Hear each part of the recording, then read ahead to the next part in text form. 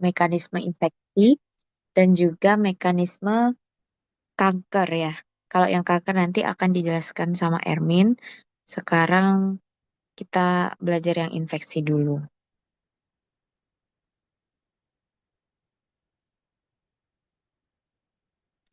Nah, teman-teman, ini aku ambil dari PPT-nya Pak Cis ya, biar kalian bisa belajarnya itu dalam satu sumber aja. Nah, di sini tuh eh, teman-teman harus paham dulu kalau tubuh kita tuh punya yang namanya sistem imun bawaan atau innate innate immunity, sistem imun bawaan, yang dia tuh bisa mengenali kuman menggunakan protein tertentu. Apa tuh nama proteinnya? Namanya itu adalah pattern recognition receptors. Jadi, tubuh kita punya yang namanya PRR. Dia yang akan mendeteksi bahwa ada sel asing yang masuk ke tubuh kita. Gitu. Nah, di sisi tubuh kita punya reseptor yang bisa mengenali sel asing. Tubuh sel asing atau misalkan mikroorganisme itu punya pengenal juga yang bisa dikenali oleh reseptor kita tadi. Apa namanya? Dia itu namanya PAMS, Pathogen Associated Molecular Patterns. Jadi, dia adalah bagian khas dari mikroorganisme yang tidak dimiliki manusia. Sehingga tubuh kita itu bisa membedakan mana yang self atau yang non-self, mana sel tubuh kita, mana yang sel asing, gitu teman-teman. Ingat kalau tubuh kita punya PRR, tapi untuk patogen asing dia punya PAMS gitu. Contohnya PAMS itu bisa apa aja, Kak? Bisa DNA mikroba, RNA virus, terus ada lipoprotein, terus ada juga surface glycoprotein gitu. Juga bisa berupa peptidoglikan dan lipopolisakarida. Nah, ini yang nanti akan dikenali oleh yang namanya PRR.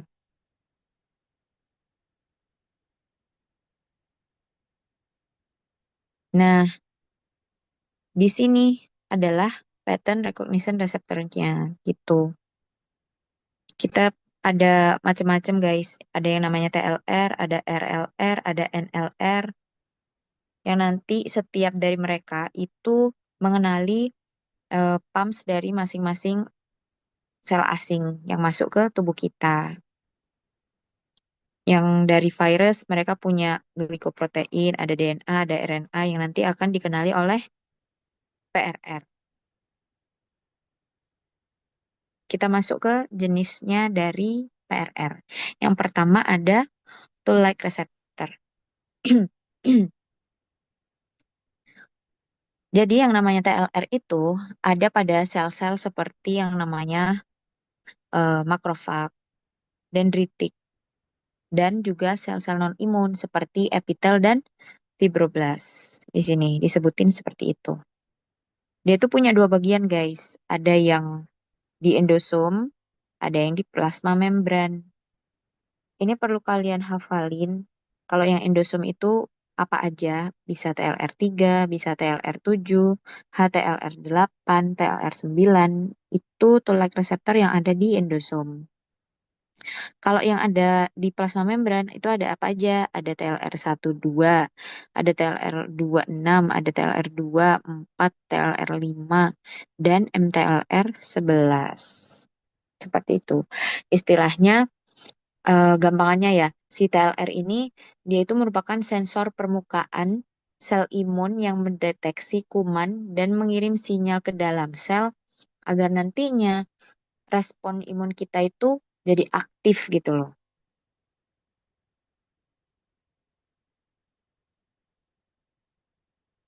Nah, kalau yang ini, dia tuh menjelaskan jalur persinyalan TLR.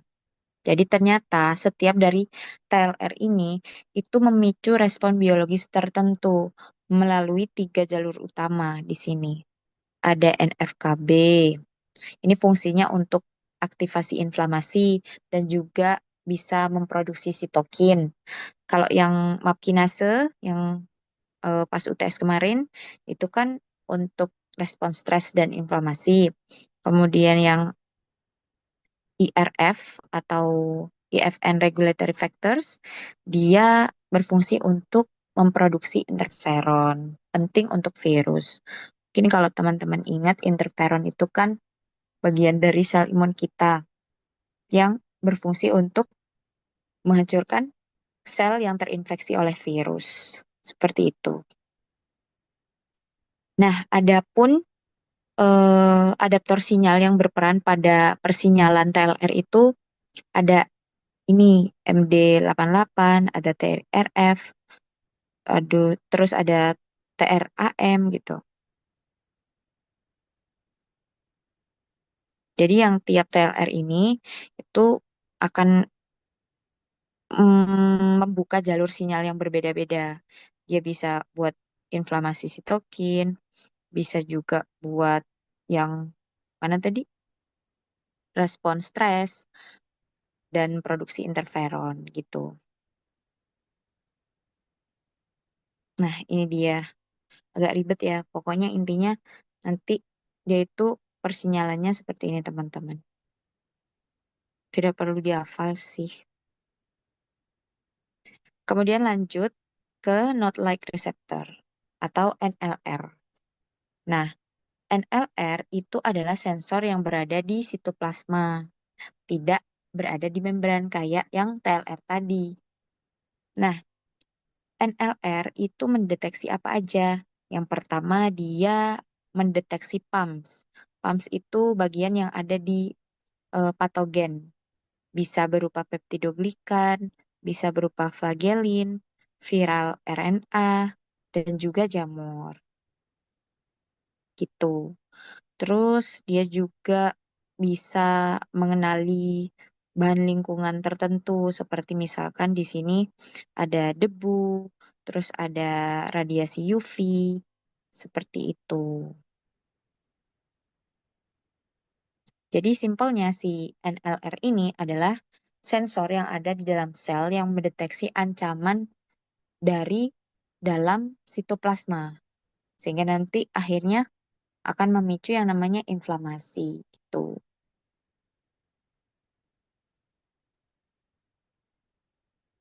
Nah, ini dia sinyalnya itu akan seperti ini, teman-teman. Ada yang namanya autofagi, ada signal transduction, ada transcription activation, kemudian ada inflammasome formation. Pokoknya nanti ini tuh akan mengarah pada yang namanya infeksi gitu.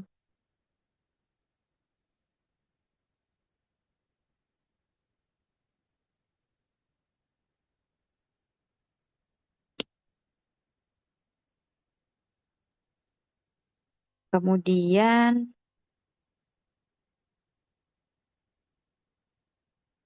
ada yang belum kumasukkan kayaknya ya di sini.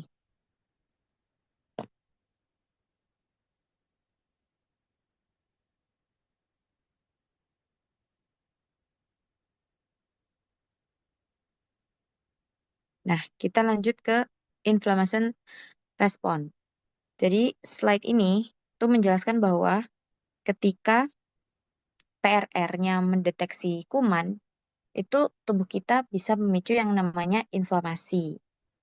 Nah, inflamasi itu bisa menghasilkan apa?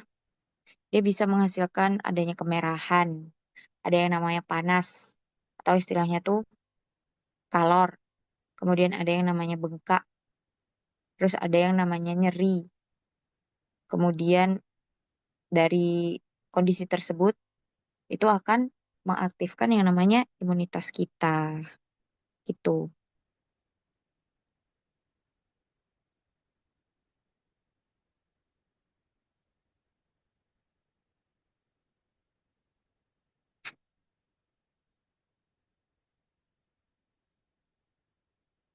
Nah, lanjut ke yang autophagy response dan cell death ya.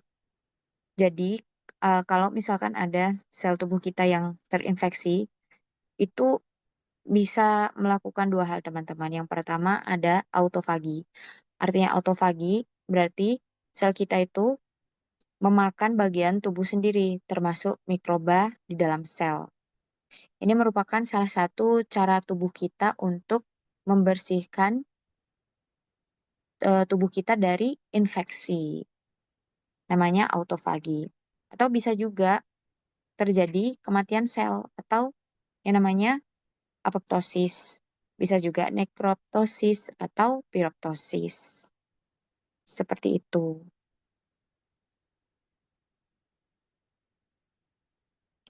Nah, gimana cara kerja antimikroba dan juga antivirus? Nah, kalau yang antimikroba itu seperti ini. Antimikroba atau biasa kita kenal dengan obat-obatan anti antibiotik ya, antibiotik. Itu bekerjanya dengan cara macam-macam. Yang pertama, dia bisa menghambat dinding sel di sini, atau dia juga bisa menghambat yang namanya sintesis protein di bagian sini. Mana? Ini. Atau dia bisa juga menghambat DNA dan RNA di sini. Atau dia juga bisa menghambat yang namanya metabolisme dari bakteri itu sendiri. Gitu. Ini contoh-contoh dari obatnya ya. Kalau aminoglikosida dia kerjanya menghambat di ribosom, tetrasiklin juga seperti itu. Gitu. Nah, kalau yang antivirus seperti apa, Kak? Sama konsepnya kayak yang antimikroba tadi. Cuma ada beberapa tempat obat antivirus ini bekerja. Misalnya dengan cara yang pertama menghambat masuknya virus di sini. Viral attachment and entry-nya itu dihambat oleh obat-obatan seperti ini namanya enfuvirtide, ada docosanol, ada palivizumab. Nah, ini obat-obatannya dia menghambat masuknya virus ke dalam sel tubuh kita. Kemudian ada yang menghambat penetrasi, bisa diblok dengan interferon alfa. Kemudian ada yang dia itu menghambat replikasi genomnya. Kemudian ada juga yang dia menghambat assembling virusnya. Gitu di sininya. Kemudian ada juga obat antivirus yang dia kerjanya itu menghambat pelepasan virus dari sel di sini. Seperti itu. Kita langsung masuk ke latihan soalnya, teman-teman.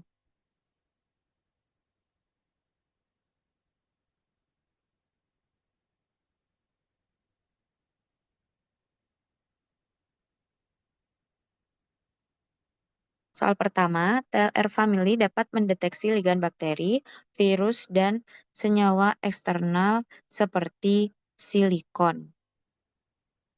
Sebab TLR family memiliki domain yang dapat mengaktifkan interleukin 1 atau TIR domain. Yang pertama kita analisis pernyataannya dulu bahwa pernyataan ini itu adalah benar karena TLR itu berfungsi sebagai reseptor pengenalan PRR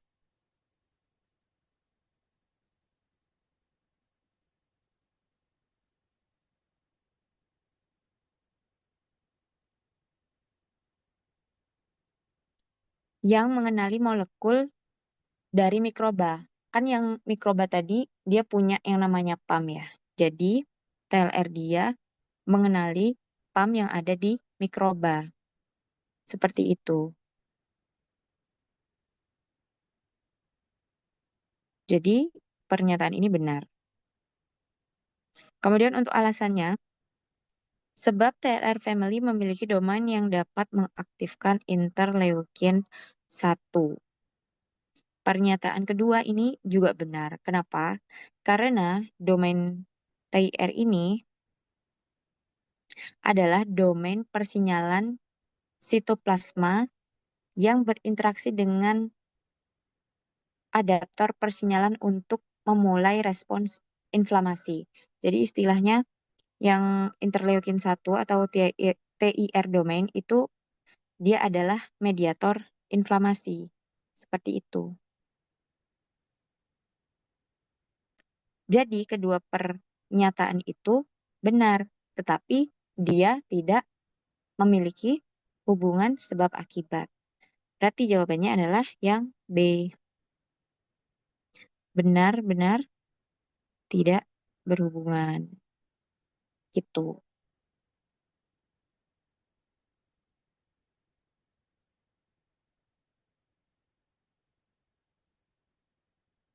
Nah, yang kedua,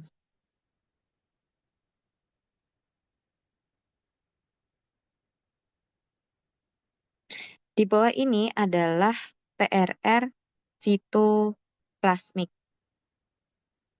Jawabannya adalah yang mana nih kira-kira?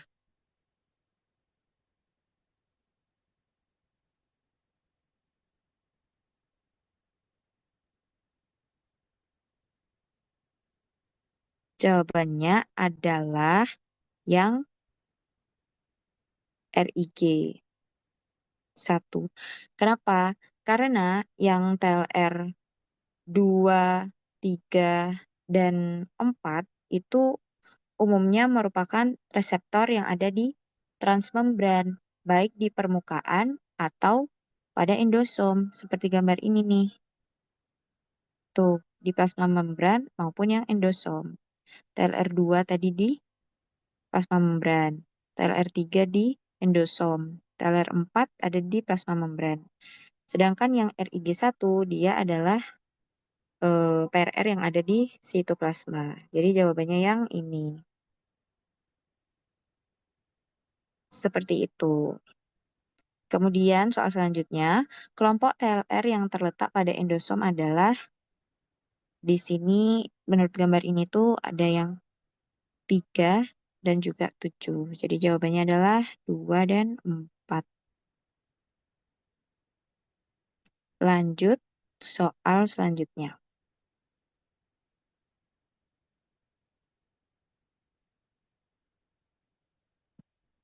Aktivasi TLR akan mengaktifkan protein IKKB menjadi NFKB yang akan menstimulasi ekspresi berbagai gen proinflamatori.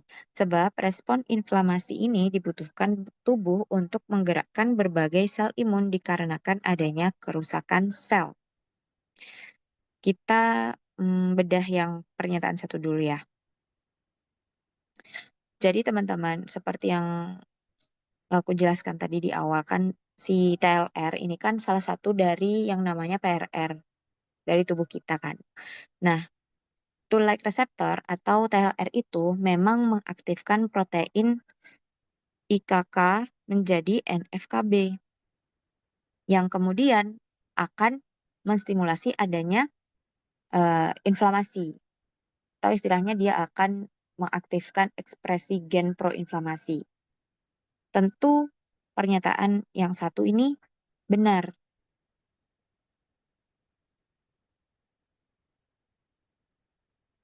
Kita lihat alasannya. Sebab respon inflamasi ini dibutuhkan tubuh untuk menggerakkan berbagai sel imun dikarenakan adanya kerusakan sel.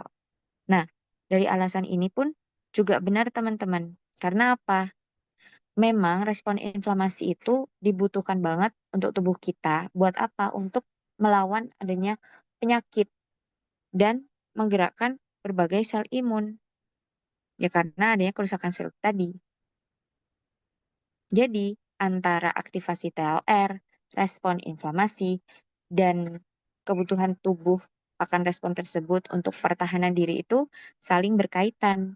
Makanya, pernyataannya itu benar, alasannya benar, dan ada hubungan sebab akibat. Maka jawabannya benar-benar berhubungan. Seperti itu.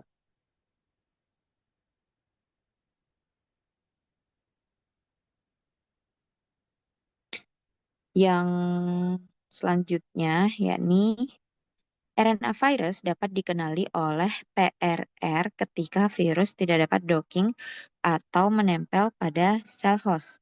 Sebab RNA virus berada di sitoplasma virus dan harus diinjeksikan ke sel host untuk dapat dikenali. Kita bedah dulu yang pernyataan pertama. Pernyataan pertama itu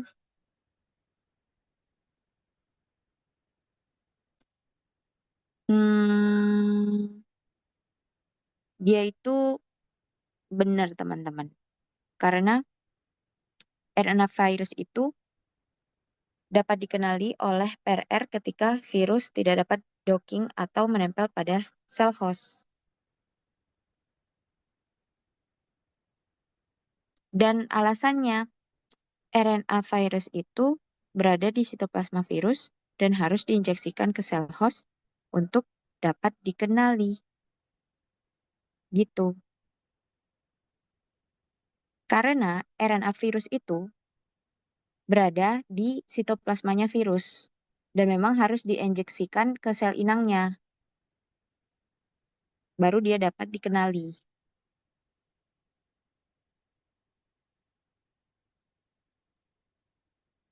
Jadi istilahnya pengenalannya itu terjadi setelah virusnya masuk ke dalam sel, gitu.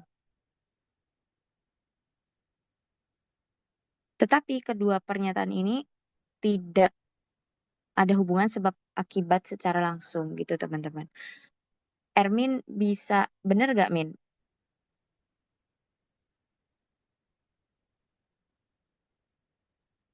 Halo Ermin, Halo, bener gak kira-kira?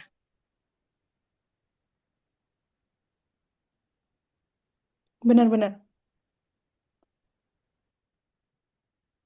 Berarti dia benar-benar tidak berhubungan kan? Oh, oh.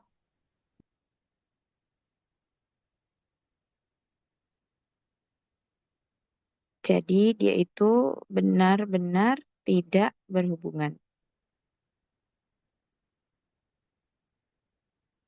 Nah, selanjutnya adalah soal nomor 83. Yang benar terkait dengan uji klinik adalah sebenarnya uji klinik itu ada beberapa tahapan, teman-teman. Ada fase 1, fase 2, fase 3, dan fase 4. Nah, yang pertama adalah fase 1.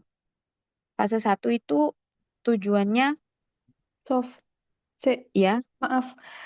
Eh, Kayaknya ini nggak ada deh di materi mereka yang iya gak terkait ada dengan ya. uji klinik. Oh, nggak ada. Ini yang kemarin itu loh, apa namanya?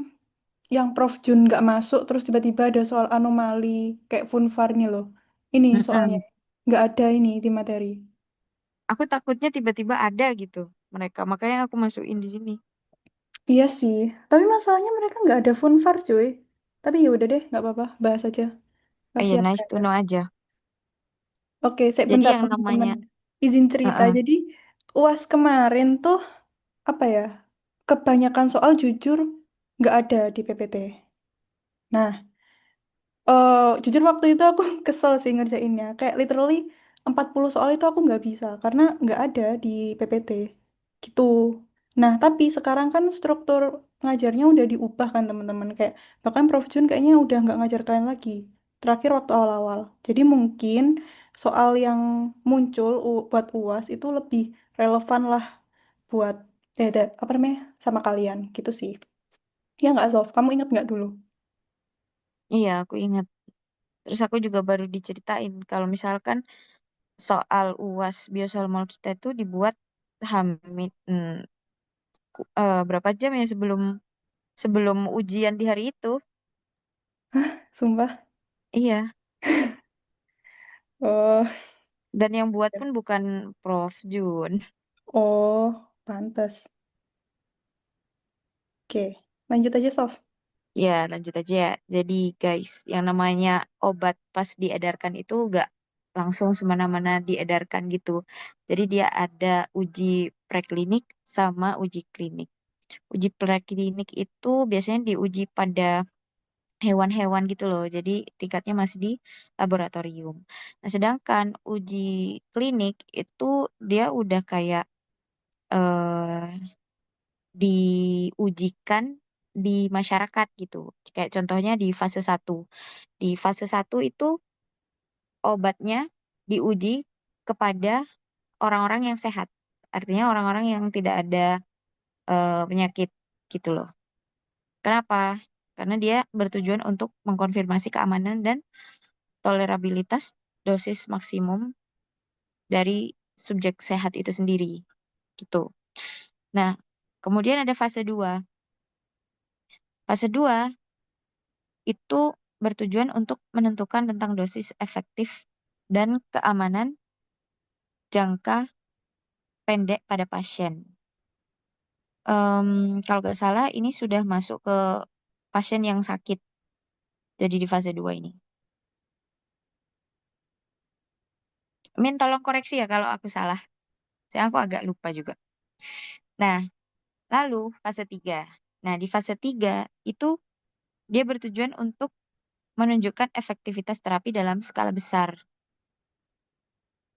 Jadi dia itu sifatnya kayak gak yang di satu tempat, tapi bisa di tempat-tempat yang lain gitu istilahnya kalau yang fase 3. Kalau yang fase 2 sih ingatku dia itu cuma di beberapa tempat. Kalau yang fase 3 itu bisa di banyak tempat gitu. Dengan subjeknya ya orang yang sakit, tapi beda-beda banyak orangnya aja. Nah, kemudian masuk di fase 4. Nah, fase 4 itu obatnya udah diedarkan di pasaran.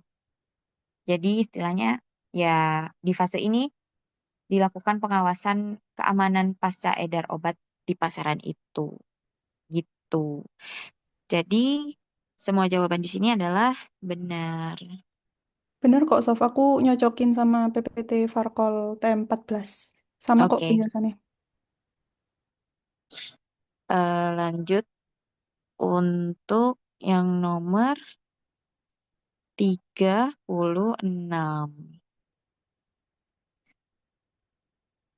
Ini soal sebab akibat. Pernyataan pertama, selain berada di membran sel, TLR juga terdapat di endosom. Sebab TLR merupakan bagian integral dari glikoprotein yang memiliki sequence ligand binding domain containing isoleucine rich repeat atau IRR. Em, Seperti yang aku jelasin tadi di gambar mana ya. Nah, ini TLR. Dari pernyataan selain berada di membran sel, TLR juga terdapat di endosom. Itu benar ya, teman-teman. Ini endosom. TLR itu ada yang ada di endosom dan di plasma membran. Jadi pernyataan pertama benar. Pernyataan kedua, TLR merupakan bagian integral dari glikoprotein yang memiliki sequence ligand binding domain yang mengandung IRR. Nah, pernyataan ini tuh salah. Kenapa? Karena memang benar, IRR itu adalah domain yang berfungsi sebagai pengikat ligan. Tetapi IRR sendiri itu dia bukan bagian integral dari glikoprotein.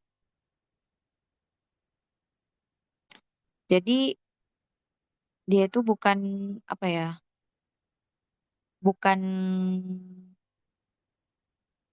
bukan bagian dari glikoprotein. Istilahnya apa ya ngomongnya? Dia itu seperti motif struktural spesifik di domain ekstraseluler kita. Apa ya IRR? Cara jelasin mudahnya. Dari pernyataan ini itu dia salah ya teman-teman. Karena TLR bukan merupakan bagian dari glikoprotein. Jadi pernyataan yang pertama itu benar, pernyataan yang kedua salah. TLR dia itu adalah glikoprotein. Tapi IRR itu Bukan,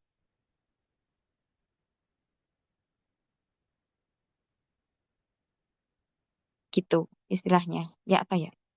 Ya gitu. Jadi jawabannya ini adalah benar salah.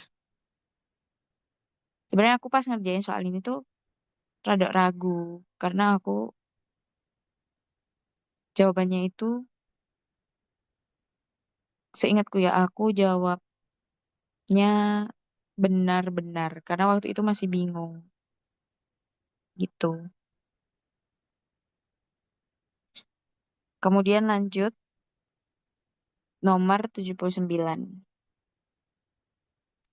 Pernyataan beberapa molekul eksogen yang dapat dikenali oleh PRR antara lain adalah LPS. Sebab LPS merupakan komponen dari membran sel bakteri gram positif. Kita cek pernyataan pertama bahwa dia mengatakan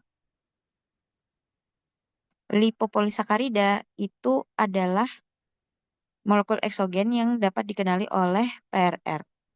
Benar ya, seperti apa yang ada di slide tadi yang di atas.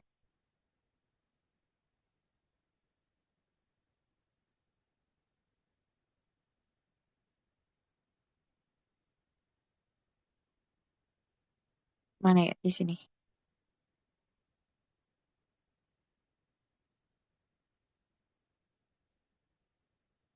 Nah, ini dia. Lipopolisakarida dia ada di bakteri gram negatif, bukan di bakteri gram positif. Jadi sekalian aja ya. Jadi LPS itu termasuk dari PAMS yang dikenali oleh PRR. Dia ada di bakteri gram negatif. Sedangkan pernyataan di sini menyatakan bahwa LPS itu komponen dari membran sel bakteri gram positif. Jadi pernyataan ini salah, sedangkan pernyataan yang ini itu benar. Jadi jawabannya adalah benar salah. Seperti itu. Soal terakhir dari mekanisme infeksi. Tool-like reseptor sebagai salah satu famili dari PRR mampu mengenali komponen internal seperti uric acid untuk direspon sebab TLR terekspresikan di sel makrofag dan sel imun lainnya. Benar ya kalau misalkan ada pernyataan yang mengatakan bahwa TLR itu adalah salah satu famili dari PRR dan dia mampu mengenali komponen internal seperti asam urea ini untuk direspon. Itu benar.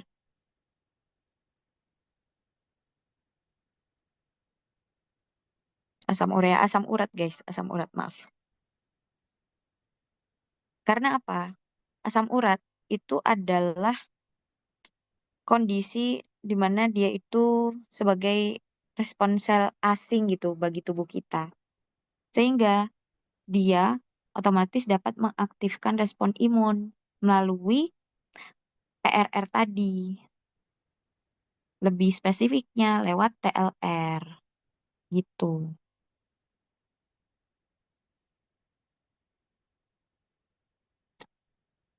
Alasan yang kedua, TLR terekspresikan di sel makrofag dan sel imun lainnya. Ini benar karena sel-sel imun kita seperti makrofag itu memang mengekspresikan TLR, guys. Jadi respon TLR itu ada di sel-sel imun kita. Seperti itu. Reseptor TLR itu ada di sel-sel imun kita. Tetapi apakah kedua pernyataan ini menunjukkan sebab akibat? Tentu saja tidak ya. Karena kayak gak nyambung antara keduanya. Yang satu bahas asam urea, asam urat. Yang satu bahas eh, TLR. Seperti itu. Jadi ininya benar, benar, dan tidak berhubungan. Gitu. Dari sini apakah ada yang ditanyakan?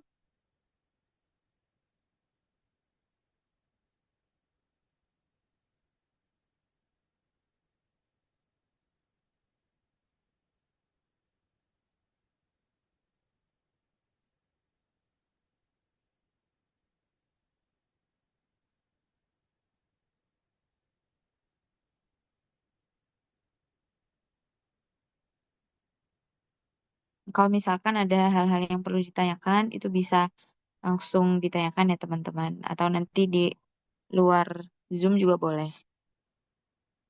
Mungkin untuk sekarang bisa lanjut ke Ermit. Oke, mungkin bisa dari aku aja, Sof, yang share screen. Oke.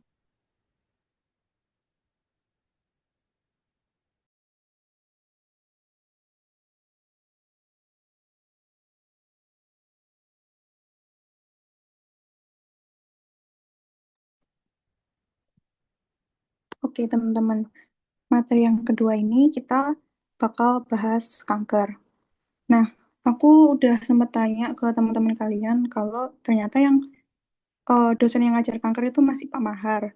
Nah, Pak Mahar itu tipe soalnya lebih ke pemahaman. Jadi kalau misalnya kalian nggak paham protein, nggak hafal protein-proteinnya itu masih oke lah, aman, masih bisa ngerjain. Karena ya pemahaman, bukan hafalan gitu. Nah, di angkatanku kemarin juga soalnya berubah karena dosennya yang ngajar juga berubah. Gitu sih. Oke, lanjut aja ke materi. Eh, di saat yang pertama ini, aku pengen bahas, pengen nekenin lagi kalau misalnya kanker itu terjadi karena mutasi yang menumpuk di akhirnya merusak gen-gen penjaga sel. Nah, jadi seperti yang kalian tahu, sel kan atau enggak protein-protein ataupun DNA itu kan umumnya bisa mengalami mutasi.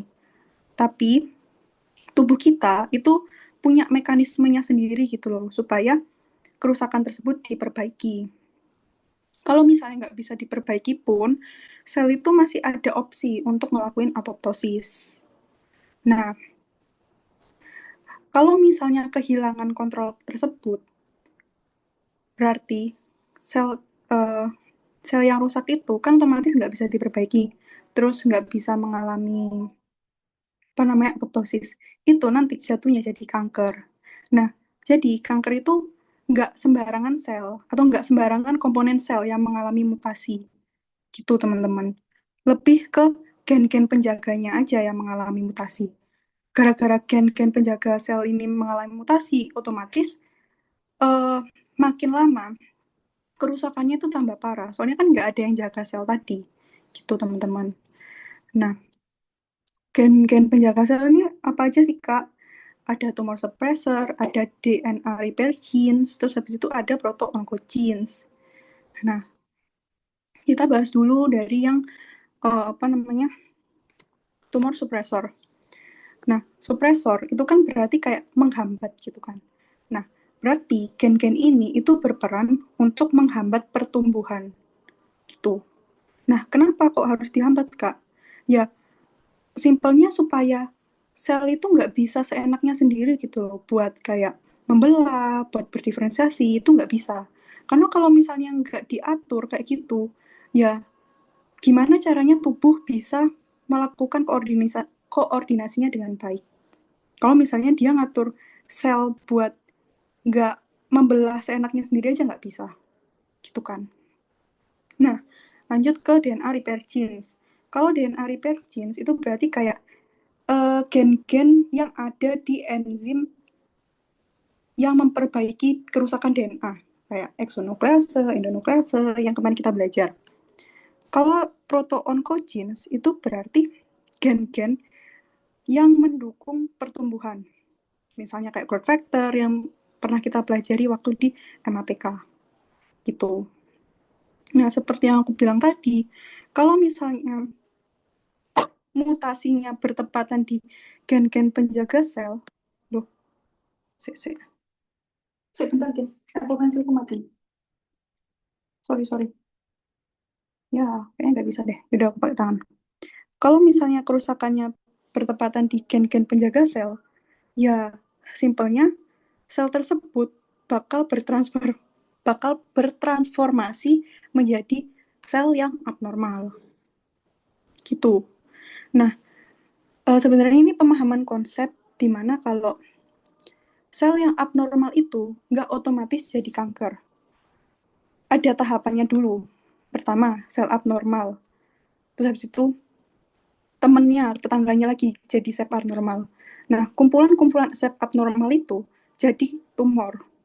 Kalau tumor bisa jalan-jalan, bisa bikin pembuluh darah baru ke dirinya sendiri, itu nanti namanya kanker. Gitu. Itu teman-teman, semoga bisa dipahami. Nah, ini aku jelasin secara umum, kayak biar ada gambaran gitu penjaga selnya itu ada di mana. Nah, salah satu penjaga sel itu kan ada yang namanya tumor suppressor genes ini kan. Nah, letaknya itu biasanya di siklus sel yang kalian udah familiar itu. Nah, dulu waktu pertemuan pertama kayaknya aku sempat mention kalau misalnya siklus sel itu ada checkpointnya. Ada yang pertama ada G1 checkpoint. Sebelum sel itu masuk ke fase S ke sini. Terus setelah dari fase S lewat G2 sebelum ke fase M itu juga ada checkpointnya gitu. Nah, kenapa kok harus ada checkpointnya, Kak? Ya, simpelnya supaya kalau misalnya ada kerusakan di DNA, itu masih bisa di stop gitu loh kerusakannya. Nah, supaya nanti sel yang mau membelah di fase M, mana fase M? Di sini, itu nggak ikut rusak gara-gara simpel ada mutasi di sini.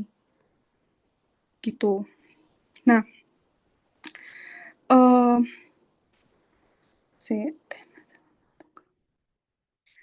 nah, kan tadi harus dipastiin dulu nih, kayak DNA-nya itu aman. Terus habis itu kondisi selnya itu juga cukup sehat, di mana artinya itu nutrisinya udah cukup, terus energinya juga cukup. Terus yang paling penting ada growth factor yang ngasih sinyal buat melakukan proliferasi. Nah, kenapa kok harus ada growth factor dari sel lain? Ya karena sel itu apa namanya nggak umum gitu loh buat selalu membelah. Dia beda ya kasusnya sama yang sel kayak rambut, terus habis itu kuku itu beda ya. Eh, Katakanlah ini kayak sel apa ya? Ya sel normal selain itulah pokoknya yang harus eh, ya itulah pokoknya. Eh saya kok jadi bingung. Oke, analoginya kayak gini. Kalau misalnya kita jatuh kan, terus berdarah. Nah, itu kan berarti ada sel yang rusak, ya kan? Nah, sel yang rusak itu harus diganti. Nah, penggantian itu otomatis kan kayak harus ada kerusakan sel berupa kayak berdarah, bla bla bla itu kan berarti ada growth factor supaya yang berupa sinyal sehingga sel yang lain itu bisa uh, proliferasi sehingga sel yang rusak tadi itu bisa diganti gitu ceritanya. Oke, ini aku bahas yang di sini aja ya, G1 checkpoint karena kayaknya aku lihat-lihat materinya lagi tuh nggak ditekankan yang di G2 checkpoint sama M checkpoint. Oke, kita harus kenalan dulu kalau di sini itu ada satpam yang namanya P53. Nah, P53 ini tuh apa sih? Jadi P53 itu namanya faktor transkripsi. Sebelum kita bahas P53, kita itu harus tahu dulu kalau di setiap fase ini itu ada protein protein tertentu. Ada protein-protein tertentu. Namanya cyclin. Nah, cyclin ini itu tuh kayak spesifik gitu loh. Misalnya di fase G1, cyclin yang paling banyak disintesis itu namanya cyclin D1. Kalau fase S nanti beda lagi cyclinnya. Terus fase G2 juga beda lagi cyclinnya. Nah, cyclin itu kalau misalnya berikatan membentuk kompleks sama yang namanya CDK. Saya tak tandai mana ya CDK. Nih, CDK. CDK panjangannya cyclin dependent kinase. Itu nanti kalau itu membentuk kompleks, sel dari G1 checkpoint itu bisa lanjut ke fase S. Kalau nggak terbentuk kompleks antara CDK sama cyclinnya tadi, ya dia tetap di sini terus, di G1 checkpoint terus. Nah, P53 itu fungsinya, kan tadi faktor transkripsi toh, otomatis nanti dia ada di nukleus, terus habis itu, apa namanya, dia berikatan sama DNA, bentuk promoter, bla bla bla, bikin suatu protein, terus habis itu nanti, apa namanya, aduh, ujung-ujungnya itu nanti bikin enzim yang namanya P21, protein P21. Nah, P21 ini tuh adalah CDK inhibitor. Jadi, P21 ini itu ngehambat CDK biar nggak bikin kompleks sama cyclin. Kalau nggak ada kompleks itu, maka apa namanya, eh, nggak ada yang ngefosforilasi RB, sehingga RB itu tetap aktif mengikat E2F. Nah, jadi dia tetap stay di sini, tetap stay di G1. Soalnya apa namanya, E2F faktor transkripsi buat fase S, kayak gasnya buat fase S itu tetap diikat sama RB. Gitu ceritanya. Oke, semoga dapat dipahami. Ini kayak cuman contoh kasarnya aja sih, kayak sebenarnya ada banyak, tapi ya aku tekanin di sini dulu aja, soalnya ini sering banget muncul. Oke, kita udah tahu kenapa kanker terbentuk, kenapa sel anomali dapat terbentuk. Sekarang kita bahas tentang hallmark of cancer. Nah, seperti yang aku bilang tadi, kan kanker itu tuh kayak bentuk terparahnya dari sel bermutasi. Karena dia udah bisa jalan-jalan ke organ lain. Dia bisa nembus lapisan ekstraselular matrix sehingga dia bisa jalan-jalan. Dia juga bisa bikin ini, apa namanya, pembuluh darah. Pembuluh darah diarahin ke dia, dia dapat makanan, terus dia bisa jalan-jalan. Gitu. Itu bentuk terparahnya. Nah, ini hallmark of cancer itu dibagi jadi 6. Ada solsifin, inilah pokoknya, nanti kita bahas bareng-bareng. Oke, kita bahas dulu yang ini. Yang pertama, dia bisa tumbuh dan membelah tanpa disuruh. Nah, kita ingat lagi, sel itu biasanya membelah karena ada ini, GF. Nah, tapi sel kanker itu nggak perlu nunggu GF yang datang dari sel lain, karena dia bisa bikin GF-nya sendiri. Gitu. Jadi kayak, kalau kalian masih ingat, kalau dia nunggu growth factor dari sel lain, kan namanya paracrine, tetangganya. Nah, kanker yang harusnya paracrine, dia punya kemampuan superpower supaya bisa mensintesis GF-nya sendiri. Namanya autocrine manner. Gitu. Nah, kan kalau misalnya kita bicarain soal tumbuh dan membelah, itu kan berarti kita harus ingat-ingat, oh ini berarti pathway MAPK. Gitu, teman-teman. Karena ujung-ujungnya kan tumbuh dan membelah. Gitu.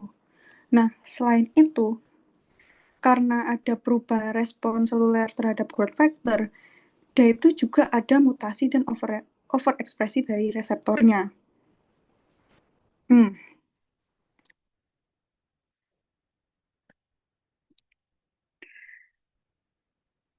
karena mutasi, apa namanya, di reseptornya itu bisa apa ya, aktif bahkan tanpa ada ini, bahkan tanpa ada GF. Jadi kayak, kan kalau misalnya MAPK kan, ingat nggak kalian, ada GF dulu, bind ke reseptor, habis itu ada apa namanya, dimerisasi, bla bla bla, inget kan? Nah itu nggak perlu kayak gitu. Dia udah bisa mengubah konformasi reseptornya bahkan tanpa ada ligan. OP, OP, OP. Kankernya emang OP. Terus habis itu reseptor ini juga dibuat terlalu banyak sehingga dia itu pun kayak apa namanya dengan ligan yang sedikit dia itu bisa apa ya udah cukup kuat gitu loh buat mengaktifkan sinyal yang besar gitu. Jadi kayak sebenarnya kalau bicara soal kanker itu nggak bisa ditinjau dari satu aspek doang. Kayak misalnya, oh dia bisa autokrin, jadi nggak perlu GF dari luar. Tapi mutasinya tuh ada banyak cuy. Jadi kayak eh, nih reseptornya bisa mengalami mutasi sehingga dia bisa aktif walaupun tanpa ligan kayak gitu. Jadi kayak apa ya kita harus bisa menghubungkan semua jalannya gitu sampai terjadi kanker karena nggak cukup buat satu mutasi doang langsung nyebabin kanker gitu. Semoga dapat dipahami ya teman-teman. Maaf kalau bulat. Oke, terus habis itu ada transduksi sinyal yang abnormal. Nah ini kita balik lagi nih ke MAPK pathway. Nah di sini transduksi sinyal itu tuh kayak apa ya downstream setelah ligan bind sama reseptor. Kayak ini tuh ya transduksi sinyal. Nah, tapi yang ditekenin di sini itu tuh kayak yang RAS aja di sini. Oke. Nah, kalian udah belajar kan soal ini? Kayaknya aku juga deh yang jelasin. Ini protein adaptor, bla bla bla. Terus ketemu sampai jalurnya ke MAPK, sampai ERK masuk ke dalam sel, jadi faktor transkripsi, gitu-gitu kan. Nah, di jalur MAPK ini, sekedar review, ada yang namanya protein switch. Namanya itu RAS. Nah, RAS ini simpelnya itu berperan buat nyalain atau matiin sinyal di dalam sel. Dia tuh kayak saklar gitu loh. Kalau misalnya RAS berikatan sama GTP, ini kan aktif. Kalau misalnya RAS berikatan sama GTP, itu inaktif. Gitu simpelnya. Nah, RAS ini itu tuh punya apa ya?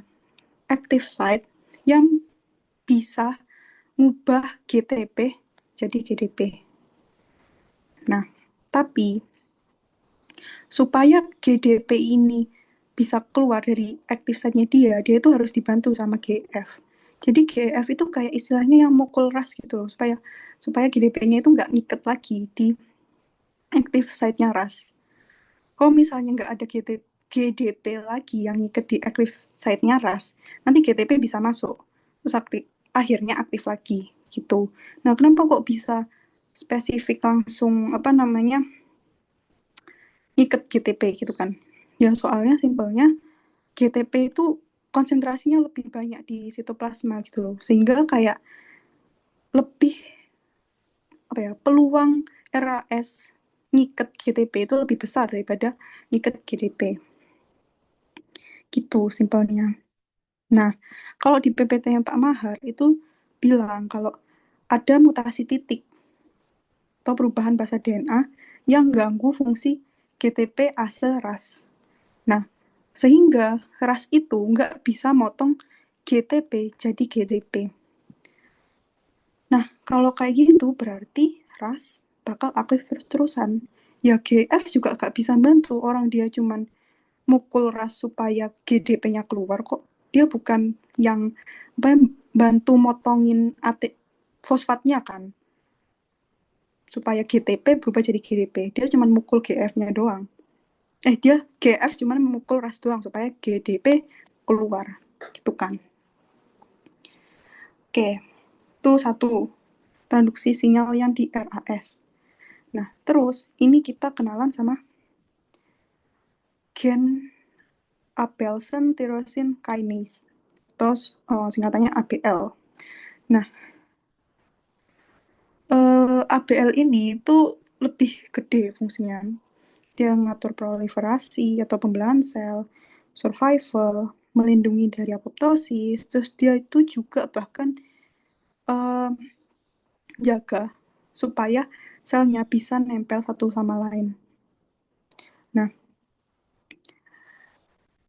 apa namanya kalau misalnya kita ngomongin sel normal dia kan saling nempel tuh kayak kotak-kotak kalau kalian pernah ngeliat epitel ya kan nggak mungkin kayak dia gini terus ada yang ngawang gitu nggak mungkin kan kan ada cadherin sama integrin kalau UTS kemarin ya kan nah ternyata dia itu yang ngatur APL nih yang ngatur nah karena saking OP-nya kalau misalnya di sel kanker itu kan berarti ada mutasi dari APL ini nah karena mutasi ini efeknya itu jadi banyak nah mutasi ini itu dapat berupa apa sih bisa karena APL-nya diekspresikan terlalu banyak sehingga sinyal tumbuh terlalu kuat atau APL-nya itu berubah bentuk sehingga aktif terus tanpa sinyal. Ya sama aja efeknya karena sama aja jatuhnya kayak yang ini tadi yang mutasi pada reseptor. Ya kalau misalnya kalian mudahnya ya bayangin kanker itu kayak suatu sel yang kayak zombie, dia paling selfish, sel paling selfish di dunia ini sampai dia nggak bisa diatur sama sel apapun, nggak bisa diatur sama tubuh, bahkan sel imun nggak bisa ngebunuh itu karena sel kanker itu terlalu powerful.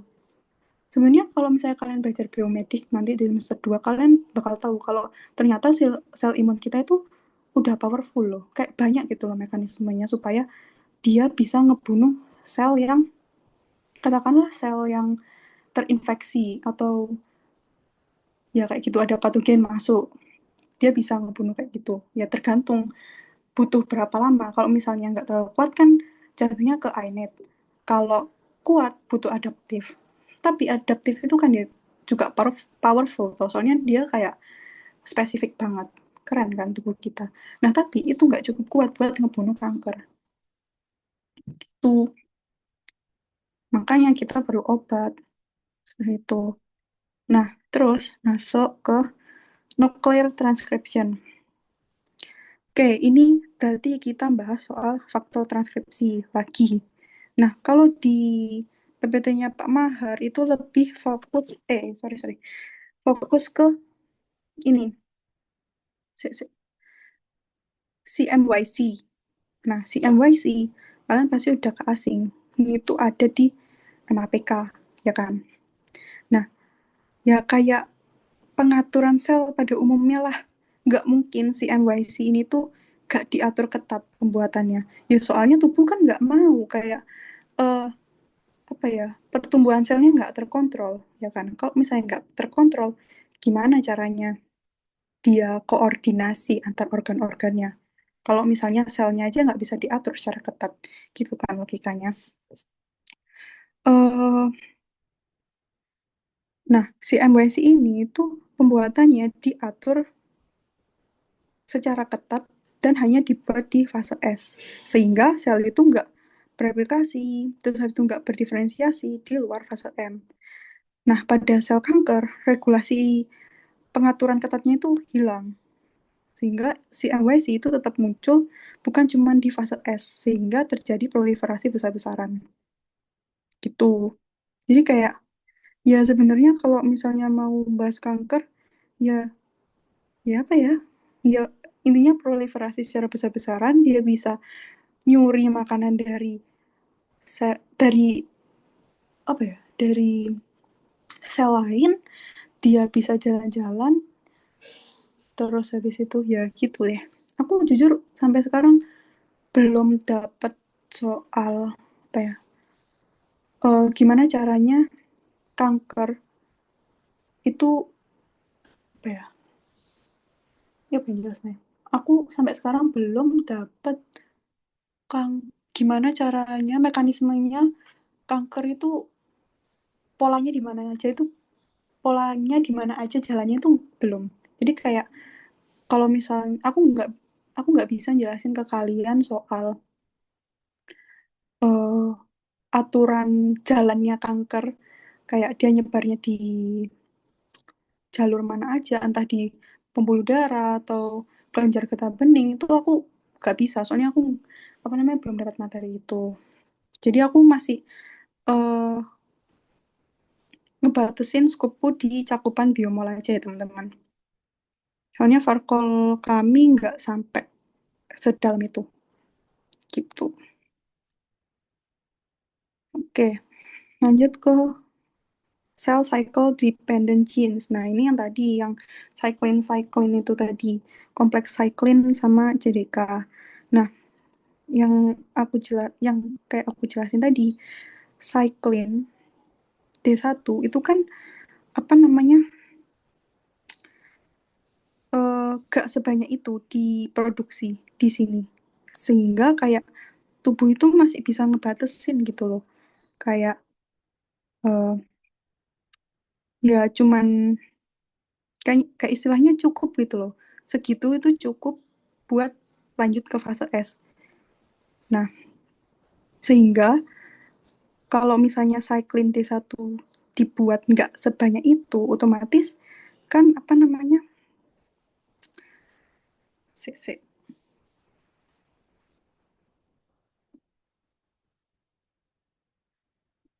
Eh,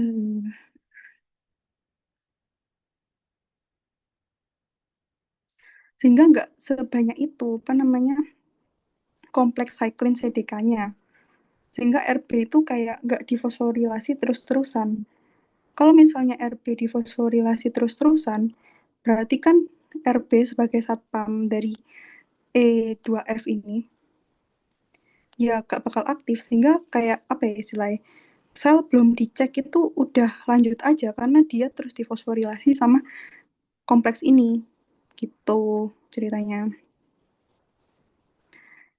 Checkpoint. Nah, kalau misalnya checkpointnya rusak, berarti kan DNA yang rusak itu kan tetap di copy toh di fase S. Sehingga kalau misalnya DNA-nya rusak, tetap di copy, sel rusaknya kan bertambah jadi lebih banyak toh. Sehingga tumor jadi makin berkembang. Gitu. Oke, kita masuk hallmark of cancer yang kedua. Tidak sensitif terhadap sinyal untuk tidak tumbuh. Nah, sinyal untuk tidak tumbuh berarti kan kita ngomongin lagi, kita lagi ngomongin soal apa namanya, tumor suppressor genes. Nih, tumor suppressor genes. Nah, contohnya ada apa aja ya? Kayak tadi yang kita udah pelajarin, ada P53, ada RP, terus ada yang baru, ya ini APC. Nah, kalau di sel normal, apa namanya, kalau sel ini aktif, ya kayak tadi, berarti sel berhenti membelah, dicek dulu nih, apa namanya, apakah ada DNA yang rusak, terus habis itu, kalau DNA-nya rusak ya diperbaiki dulu, terus habis itu nanti lanjut ke fase S, kalau kalau apa namanya DNA-nya udah diperbaiki, kerusakannya udah diperbaiki. Kalau misalnya nggak bisa diperbaiki, ya udah apostosis. Nah, tapi sel kanker itu nggak ada kemampuan kayak gitu. Nah, kita mulai dari yang pertama aja. RB itu nggak berfungsi secara normal. Nah, RB itu kan protein toh, protein yang bakal difosforilasi sama kompleks cyclin, sama kompleks cyclin dan CDK, ya kan? Nah,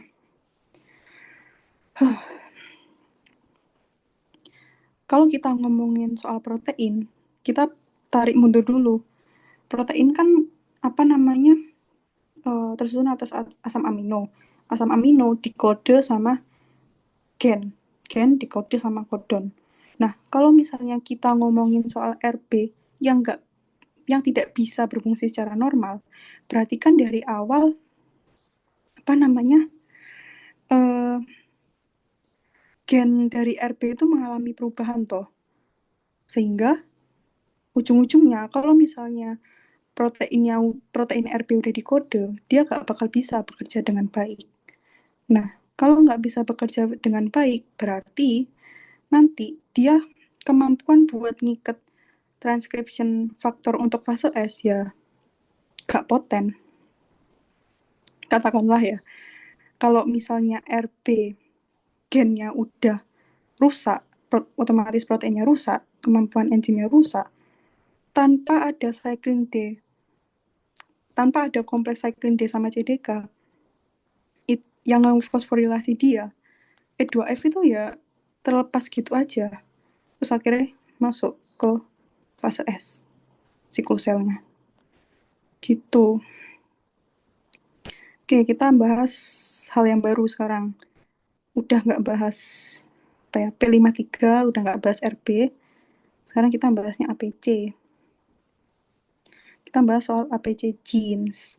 Nah, sama kayak yang RB ini tadi. RB kan protein, APC juga protein.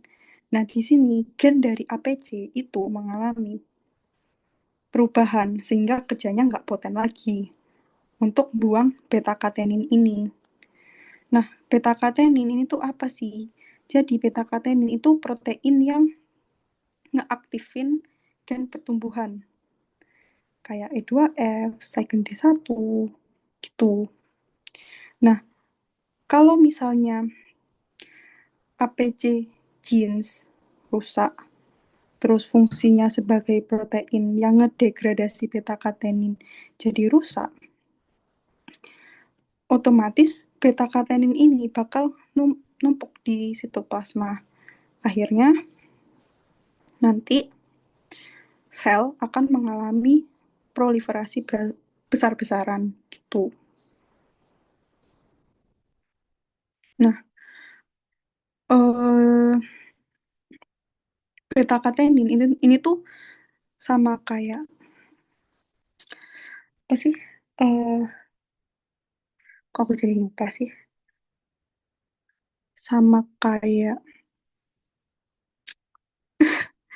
kok jadi lupa sih? Oke, skip aja. Beta katenin ini tuh transcription factor yang artinya dia bakal dia bakal apa namanya nempel ke salah salah beta katenin itu kalau kalian bayangin itu kayak MAPK gitu kayak ERK. Nah, dia bisa masuk ke nukleus terus ngeaktifkan faktor transkripsinya yakni TCF atau LEF sehingga kalau misalnya itu diaktifasi nanti CMYC, cyclin D itu bakal banyak sehingga nanti bakal terjadi proliferasi besar-besaran. Itu ceritanya. Oke, ini masuk ke bagian ketiga. Kehilangan kemampuan untuk apoptosis. Nah, sekarang kita ngomongin soal TP53 lagi. Soalnya TP53 tadi kan fungsinya satpam eh, di G1 sebelum masuk ke fase S, ya kan? Nah, apa namanya?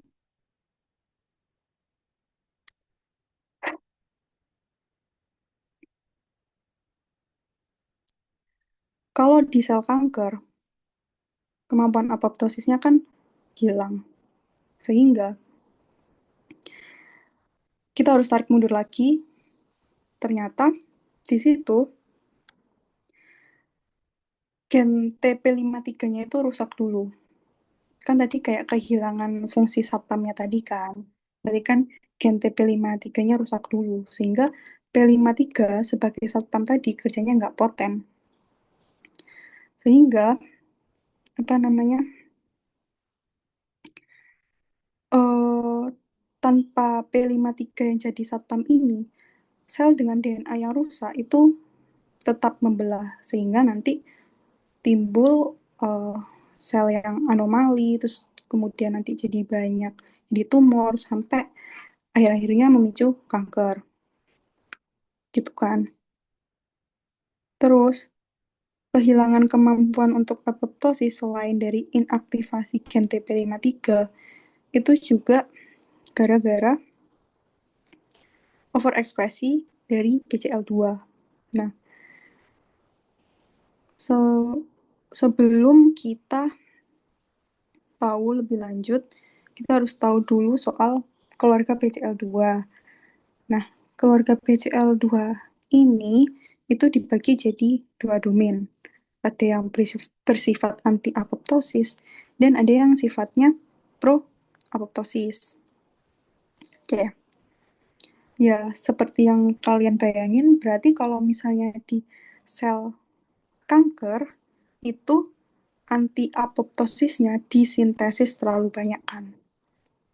Kok anti apoptosis? Oh ya, anti apoptosisnya disintesis terlalu banyak. Sehingga sel kanker tersebut gak bisa mati. Oke, ini kita bahas yang intrinsic pathway dulu. Nah, intrinsic intrinsic pathway di sini itu tuh maksudnya kayak signal stress dari sel itu sendiri. Misalnya kayak P53 yang ngedetek ada kerusakan DNA gitu kan. Terus dia akhirnya mau ngestop ngestop nih apa namanya supaya sel nggak lanjut ke fase S. Tapi ternyata selnya itu terlalu rusak buat diperbaiki. Jadi kayak selnya udah nggak mampu lagi buat memperbaiki kerusakannya tersebut. Nah, kalau kayak gitu kan masuk ke apoptosis. Eh, nih apoptosis. Apoptosis. Nah, mekanismenya itu gimana? Jadi, sinyal tersebut itu bakal mengaktifkan protein BH3 only. Nah, protein BH3 only ini tuh yang ini, BIM, PUMA, BAT, NOXA, BIT, PIK, HRK, BMF. Nah, gitu. Nah, kalau misalnya ini diaktifkan, nanti kayak kaskade, dia bakal ngeaktifin bugs atau bug yang kemudian protein ini membuat lubang-lubang di mitokondria sel. Kalau misalnya mitokondria selnya lubang-lubang, dia itu bakal ngeluarin ini, hijau-hijau bulat yang namanya sitokrom C. Gitu. Nah, pengaktifan BH3 ini juga itu tuh bakal ngehambat BCL2. Sehingga BCL2 ini itu nggak bakal bikin bikin sel anti apoptosis. Gitu. Jadi kalau misalnya ini diaktifkan, sepemahamanku ya, sel bakal mengalami apoptosis. Gitu. Kalau misalnya jumlah ini BH3 only lebih banyak daripada ini, teman, ya kan? Nah, sitokrom C tadi itu bikin kompleks sama protein-protein lain. Jadi yang namanya apoptosom. Apoptosom kemudian mengaktifkan caspase 9, terus habis itu ngaktifin procaspase 3 sampai akhirnya terjadi apoptosis. Nah, itu sel normal yang bisa apoptosis kalau misalnya ada kerusakan yang nggak bisa diperbaiki. Kerusakan yang nggak bisa diperbaiki. Nah, kalau sel kanker yang nggak bisa apoptosis, ya sebenarnya kan ininya kan ada kan, stres signalnya kan ada kan.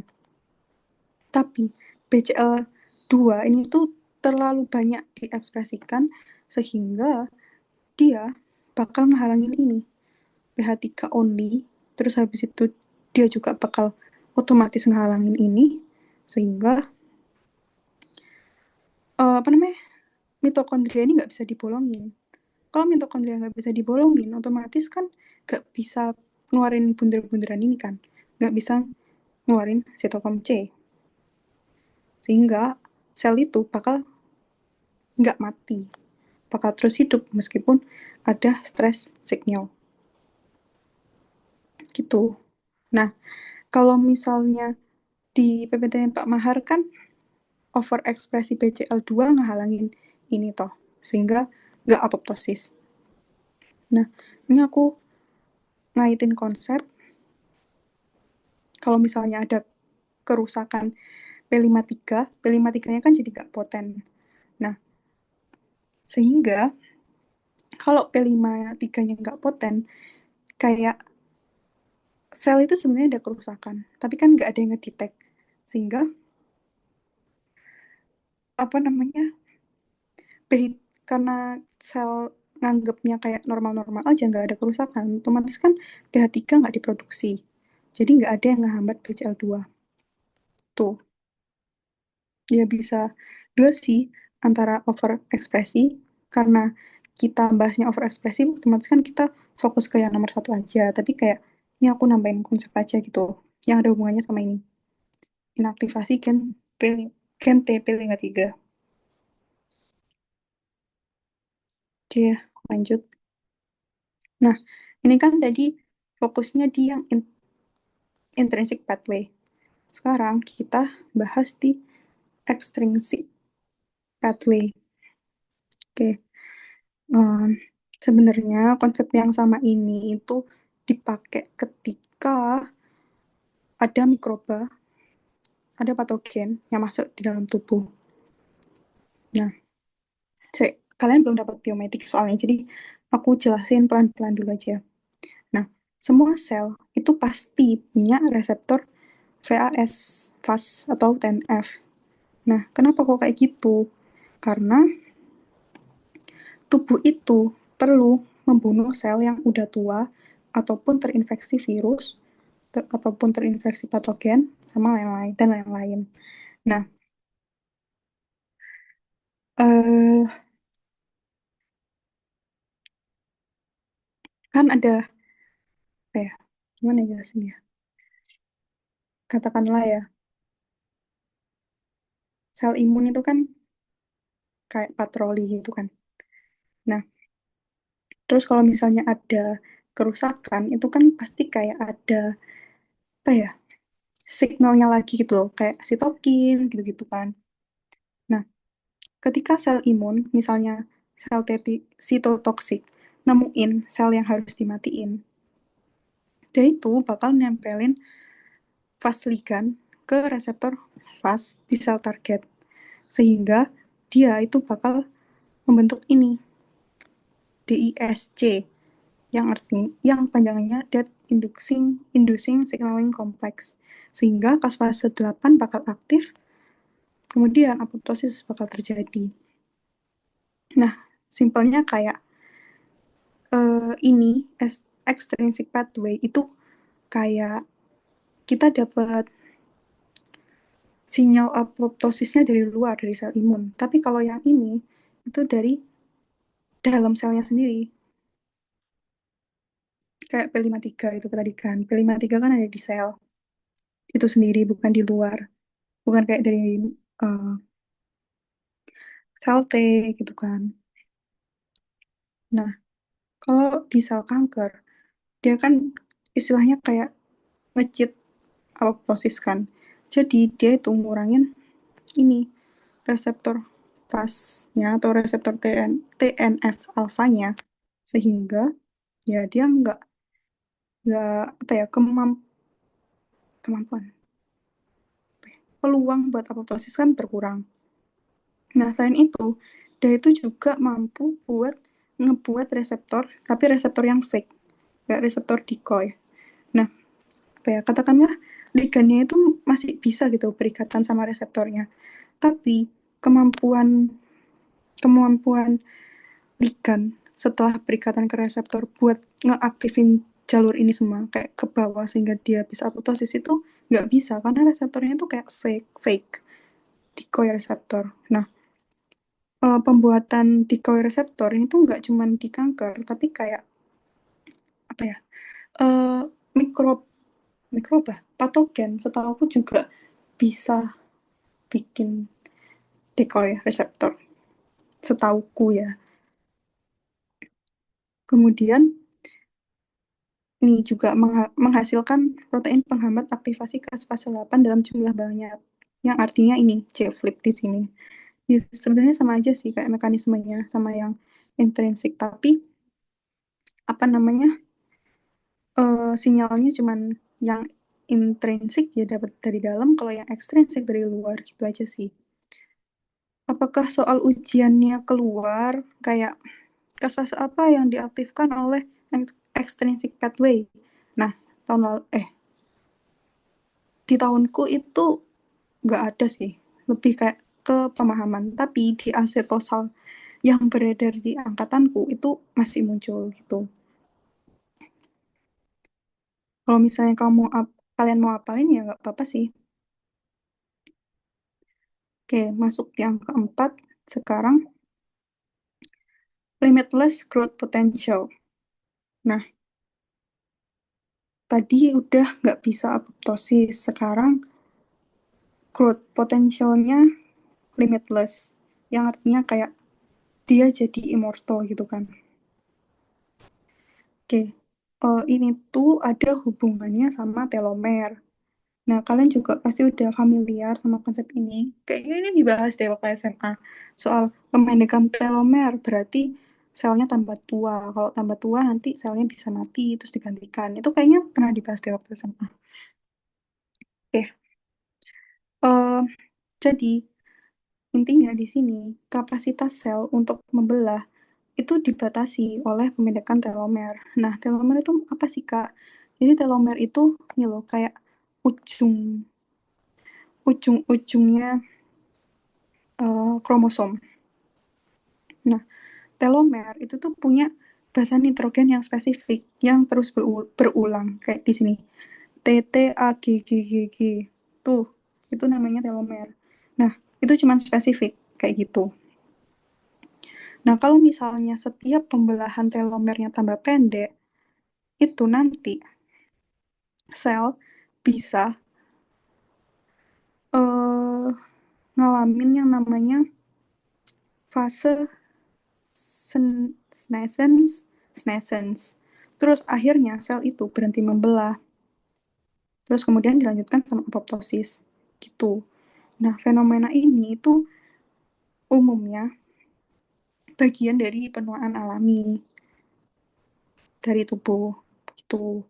Nah, karena tadi kanker itu sifatnya immortal, berarti sel kanker itu bisa ngecit. Sekali lagi dia bisa ngecit buat nggak aktifin enzim telomerase supaya telomernya nggak tambah pendek setiap dia ngalamin pembelahan. Kan kalau ngalamin pembelahan sel normal kan eh, telomernya tambah pendek toh. Nih, tambah pendek. Tapi kalau sel kanker enggak. Nah, oke, tadi kan udah bahas soal enzim telomerase. Nah, sebenarnya di sel normal, enzim telomerase itu tuh ada di stem cell, terus itu di sel embrio, terus sel ovum, sel sperma, karena sel-sel ini itu kan kayak aktif banget gitu kan membelah. Sehingga, eh, apa ya, kapasitas kapasitas pembelahannya itu nggak diatur sama pemendekan telomer ini. Tuh. Nah, selain pakai telomerase, enzim telomerase, kanker ini tuh juga memakai yang namanya ALT. Sehingga dia bisa nyalin urutan telomer dari kromosom lain untuk memperpanjang ujung DNA-nya atau telomernya itu sendiri tanpa ngubah tanpa ngubah isi genetiknya. Jadi kayak ya telomernya aja yang diperpanjang, tapi kerusakan DNA-nya ya tetap aja sama aja nggak diperbaiki gitu. Oke, sekarang kita bahas soal angiogenesis. Nah, angiogenesis ini itu kalau kita bicara soal angiogenesis ini tuh berarti kayak tadi kan sel anomali banyak jadi tumor, tumor parah tambah besar dia butuh nutrisi yang lebih. Dia udah nggak cukup cuman dari pembuluh darah biasa karena udah tambah gede. Nah, angiogenesis ini tuh pembentukan pembuluh darah baru, bukan pembuluh, pembentukan pembuluh darah baru ke arah sel tumor ini. Nah, kalian juga tahu kalau misalnya sel mengalami mutasi, kayak sel yang anomali tadi, cikal bakal kanker, dia kan bakal terus tumbuh, jadi gede, tanpa kontrol kan. Nah, di kalau misalnya tambah gede, itu kan butuh asupan yang lebih gitu loh. Dia nggak bisa mengandalkan apa namanya pembuluh darah yang lama. Sehingga kayak di sini-sininya itu udah nggak cukup itu nutrisinya sehingga dia perlu nih pembuluh darah yang baru. Nah, tumor ini kemudian ngelepasinnya namanya VEGF. Nah, VEGF ini itu kayak growth factor yang narik pembuluh darah baru buat tumbuh ke tumor. Sehingga tumor asupan nutrisinya itu terpenuhi. Gitu. Kalau misalnya asupannya udah cukup terpenuhi, dia nanti bisa jalan-jalan, terus bisa menginvasi sel lain, bisa nembus sel lain, kayak gitu. Nah, makanya kalau kalian ngamatin ya, biasanya tumor itu kan kayak di area spesifik dulu kan. Misalnya eh di di mana ya biasanya? Katakanlah di tangan lah. Nah, tapi kalau kanker, kan biasanya kan ada kayak operasi pengangkatan tumor gitu kan. Tapi kalau kanker, itu nggak bisa cuy diangkat. Soalnya kayak mungkin bisa diangkat, tapi kayak susah karena dia udah jalan-jalan, udah apa ya? Aku nggak tahu sih ada teknologi yang ngedetek kanker dia lagi jalan-jalan di mana. Tapi kayak eh, jadi susah gitu kan buat apa namanya ngebunuh dia karena dia jalan-jalan terus dia nggak stay di tempat itu kayak tumor tuh ceritanya kayak gitu. Oke, ini Hall of Cancer yang terakhir, tissue invasion dan metastasis. Kalau misalnya udah punya kemampuan kayak gini, berarti sel anomali tersebut udah bukan tumor lagi, tapi udah jadi kanker. Nah, oke, supaya dia bisa jalan-jalan, terus dia bisa nembus sel lain juga, itu dia harus ngehilangin nih fungsinya, eh, ngehilangin sifatnya dia yang nempel di sel tetangga. Nah, yang kayak aku tadi cerita kan biasanya kan sel kan kayak nempel-nempel gitu kan. Nah, sel kanker enggak, dia itu pengen lepas gitu loh dari tetangga-tetangganya. Nah, sehingga kalau kayak gitu berarti lem cadherin-nya itu harus hilang. Terus habis itu dia pasti bakal bisa menempel ke matriks luar sel atau ECM dan dia itu bergerak. Nah, katakanlah ini kayak ECM gitu ya. Dia tuh bisa kayak jalan gitu loh, kayak tek tek tek gitu sih sepemahaman aku. Mungkin kalau misalnya kalian ada koreksi bisa disampaikan ya. Nah, oke.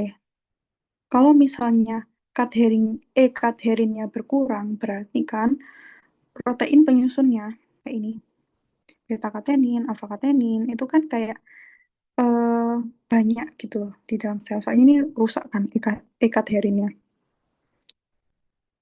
Nah, beta katenin ini itu kan yang tadi sifatnya nyalain gen invasif dan proliferasi yang eh, protein yang matiin dia yang APC tadi itu loh. Nah, itu.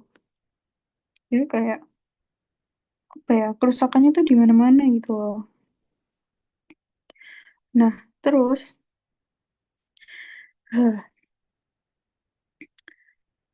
selain apa namanya yang bikin dia stay sama sel tetangganya atau cadherin rusak, integrinnya itu juga berubah kombinasinya. Ini kan ada subunit alfa sama subunit beta. Nah, itu juga berubah sehingga integrin yang bikin dia stay di tempat itu disintesis lebih sedikit, tapi integrin yang bikin dia jalan-jalan itu disintesis lebih banyak sehingga dia itu bisa jalan-jalan dari tempat awal ke jaringan-jaringan lain gitu. Nah, tadi kan dia nempel di ECM toh pakai integrin. Nah, ternyata buat nembus ke jaringan lain, otomatis kan ECM-nya kan harus dihancurin toh. Dia, sel kanker, ini tuh punya enzim yang namanya protease. Enzim protease ini itu tugasnya buat memotong protein dengan cara memotong ikatan peptidanya atau penyusun protein. ikatan penyusun protein. Nah, namanya itu adalah UPA atau urokinase plasminogen activator. Tuh. Nah, sehingga dia bisa ngubah plasminogen jadi plasmin. Nah, plasmin ini yang akan menghancurkan IgM, terus habis itu bakal ngeaktifin MMP. MMP ini juga sama kayak UPA, dia itu juga enzim protease, tapi domain domain aktif kok domain sih active site-nya kalau ini tuh kayaknya pakai protein sitosin kalau nggak salah, tapi kalau ini itu dia perlu logam dulu supaya aktif. Nah, makanya namanya itu metalo something gitu pokoknya. Oke. Nah, bedanya bedanya plasmin sama MMP, damage dari MMP itu bakal lebih besar gitu loh daripada plasmin. Itu kayak ujung-ujungnya mereka tuh apa ya kombinasi gitu loh buat ngajuin ECM sehingga sel kanker bisa jalan-jalan kemana-mana. Itu intinya. Oke,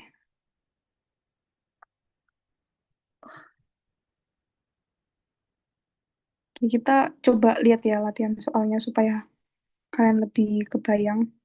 Sebenarnya nggak susah sih, soalnya kayak nggak perlu sedetail itu gitu loh buat apa namanya, buat bisa ngerjain soalnya. Kalian nggak perlu ngapain enzimnya, kalian nggak perlu ngapain protein-proteinnya. Pokoknya kayak tahu secara garis besar, tahu menurutku bisa ngerjain sih. Oke, kita eh lanjut soal yang pertama. Ketidakseimbangan protein pertumbuhan sel normal menjadi kanker terjadi karena yang pertama terjadinya nekrosis yang cepat. Nah ini mah nggak mungkin, nekrosis kan apa namanya kematian sel tapi yang menyebabkan inflamasi. Nah sedangkan sel kanker itu nggak mengalami nekrosis dan dia juga nggak mengalami apoptosis. Terus hilangnya kemampuan apoptosis sel ini benar. Penurunan kemampuan proliferasi sel ini salah dong karena sel kanker itu kan kayak apa ya, proliferasi secara besar-besaran kan, nggak mungkin dia malah menurun kemampuan proliferasinya. Jadi jawabannya bentar, pertumbuhan sel yang tidak terkendali ini benar. Jadi yang benar adalah 2 dan 4 gitu. Oke, lanjut. Kanker itu disebabkan multifaktor, sebab sel tumor akan mengalami metastasis ketika banyak terjadi mutase. Oke, pertanyaan pertama, itu benar karena eh, mutasi yang cuman kayak satu atau dua doang itu nggak cukup buat nyebabin kanker, harus banyak. Buktinya ada whole way of cancer. Itu kayak menggambarin kenapa kanker terjadi secara umum, kan? Banyak faktornya. Terus pernyataan kedua, sel tumor akan mengalami metastatis ketika banyak terjadi mutase. Nah, ini tuh sebenarnya salah karena nggak otomatis apa namanya banyak mutase itu tuh spesifik gitu loh, kayak maksudnya kayak metastatis kan baru dialamin kalau misalnya ada kerusakan di kadherin sama integrinnya. Nah, banyak terjadi mutase itu kan kayak nggak spesifik gitu loh ngarah ke sana kan. Jadi menurutku ini tuh salah, soalnya eh,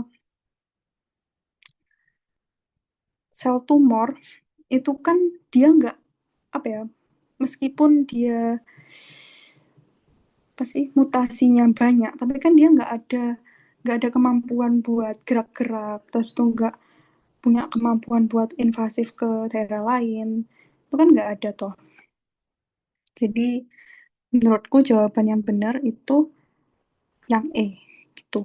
Nanti kalau teman-teman ada koreksi bisa disampaikan aja ya. Oke, lanjut. Tumor suppressor genes dibutuhkan untuk membatasi pertumbuhan sel tumor, terutama pada fase G2 dan N. Sebab salah satu contoh tumor suppressor genes adalah P55. Nah, ini menurutku itu, hmm, aku jujur masih bingung sih, apa namanya, sama pernyataan pertama. Soalnya, kalau misalnya mau bahas tumor suppressor genes di scope yang lebih luas, otomatis kan nggak cuma di fase Q1 doang kan. Jadi aku masih agak ragu soal yang pernyataan pertama ini. Tapi kalau misalnya pernyataan kedua, salah satu contoh tumor suppressor genes adalah P55, itu salah. Karena tumor suppressor genes, salah satu contohnya itu P53. Gitu. Kalau menurutmu gimana, Sof, yang pernyataan pertama?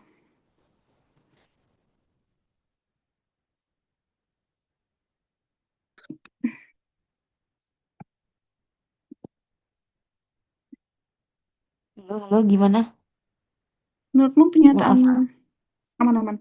Pernyataan pertama gimana? Tumor suppressor genes dibutuhkan untuk membatasi pertumbuhan sel tumor, terutama pada fase G2 dan N. Kalau dari PPT Pak Mahar sih, ini cuman nekenin di fase G1 sih, jujur, yang P53 itu.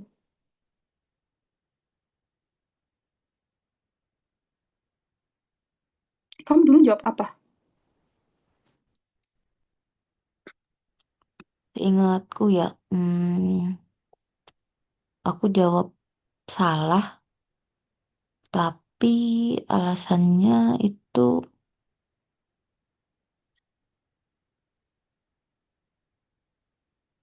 aku jawab pernyataan salah, alasannya benar kalau nggak salah waktu itu. Karena waktu itu Hmm, aku kayak sempet lupa. oke. Mungkin ini nanti nanti aku cari dulu deh jawabanku, apa namanya, oh dulu apa, soalnya ini bukan aku yang jawab soalnya, tapi kayak temanku dia nge-SS, terus habis itu ya udah di-share ke aku. Karena ternyata UAS Biomol di tahunku itu bisa dilihat ininya, apa namanya, reviewnya gitu loh. Jadi kayak anak-anak yang UP itu belajarnya dari soal UAS itu gitu. Dan itu aku dapat dari temanku, tapi aku nggak sempet nge-SS karena waktu itu aku ke UP gitu ceritanya. Tapi kalau aku jawabnya itu lebih ke B, itu teman-teman. Mungkin apa namanya, kalian lebih dijelaskan sama Pak Mahar tentang ini. Nanti kasih tahu aku aja kalau misalnya jawabannya ada yang salah atau gimana. Oke, lanjut. Sel tumor yang tumbuh dan menginvasi jaringan lain disebut, oke ini kita baca dulu apa namanya istilah-istilahnya.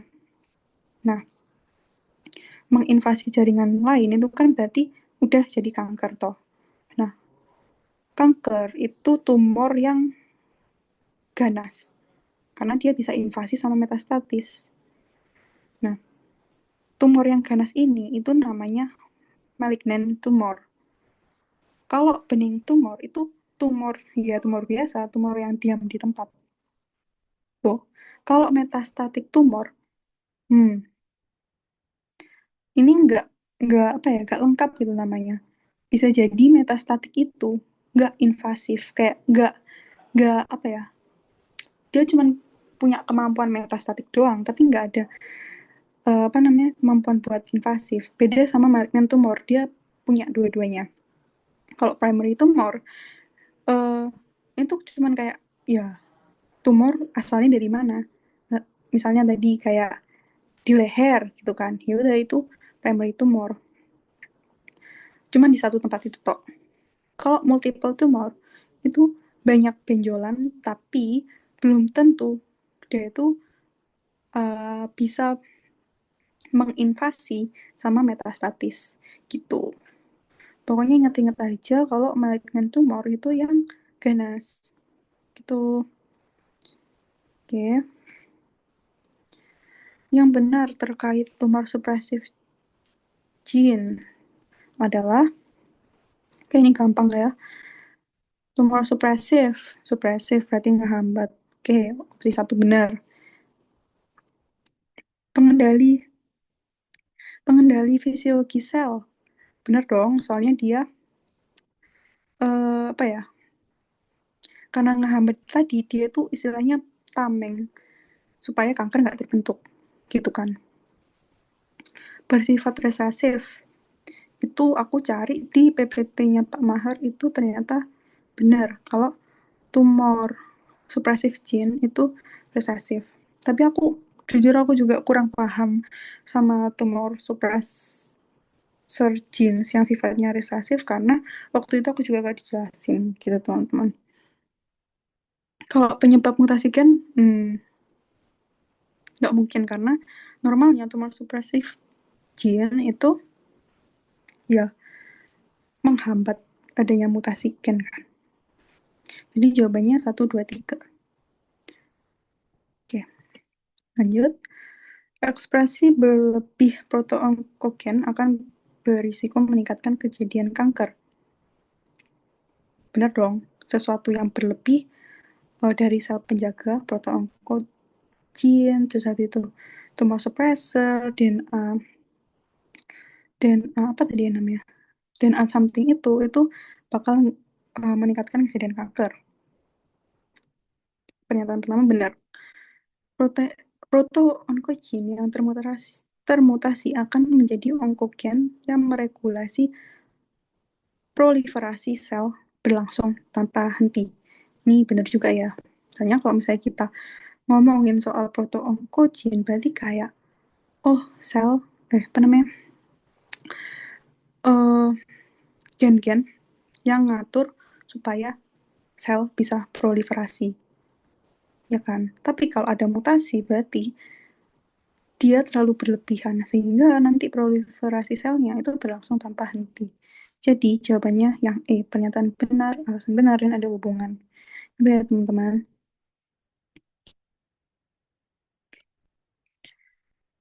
untuk bisa tumbuh dengan baik, sel kanker membutuhkan ekspresi berlebih dari faktor-faktor pertumbuhan GF atau growth factor. Nah, pernyataan satu ini itu salah karena uh, kanker itu nggak harus apa namanya GF-nya itu berlebih, bisa aja apa reseptornya mengalami mutasi, terus habis itu bisa aja reseptornya apa namanya overproduksi sehingga GF sedikit pun bisa mengubah konformasinya, itu kan bisa kan, jadi nggak harus. Pernyataan kedua, faktor pertumbuhan akan disintesis oleh sel kanker dan direspon oleh sel kanker secara autokrin, akan mempercepat pertumbuhan sel kanker. Nah, ini benar. Soalnya sel kanker itu produksi growth factor-nya itu kan secara autokrin.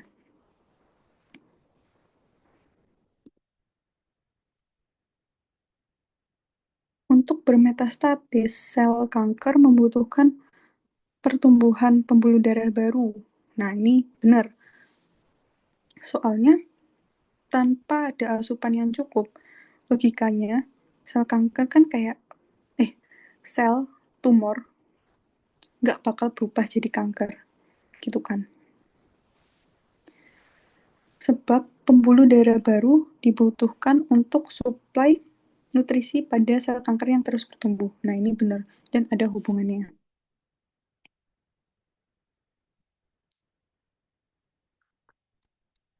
Oke. Pertumbuhan sel kanker bersifat tidak normal dan tidak terkendali. Ini benar. Sebab kanker timbul karena hilangnya kendali kendali pertumbuhan normal. Ini juga benar dan ada hubungan sebab akibatnya ya kan. Udah jelas ya.